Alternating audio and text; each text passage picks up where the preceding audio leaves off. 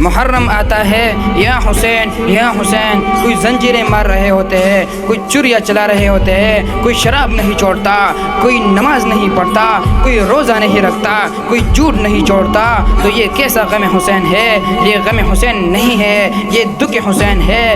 حسین کو دکھ دے رہے ہو، اہل بیت کو دکھ دے رہے ہو، اہل کربلا کو دکھ دے رہے ہو، اس کو محبت نہیں کہتے، یہ جہالت ہے، یہ جہالت ہے، یہ شرمندگی ہے۔ میرے پاس الفاظ کوئی نہیں جو میرے اندر سے نکل رہے ہو، لیکن میں زبان بند کر کے کہہ رہا ہوں۔ میں اس منبر پر بیٹھا ہوں۔ محرم تو اس لیے آتا ہے کہ آپ اپنی اصلاح کرو، مگر آپ اس کے برعکس حسین رضی اللہ تعالیٰ عنہ کے نام پر خود کو پیٹتے ہو اور اپنی غلط عادتیں جیسے شراب، سود، جوا، جھوٹ اور زنا نہیں چھوڑتے۔ کیوں اپنے نبی کا دل زخمی کرتے ہو؟ وہ تو پہلے ہی امت کے حالات کو دیکھ کر دکھی ہے، کیوں ان کو دکھ دیتے ہو؟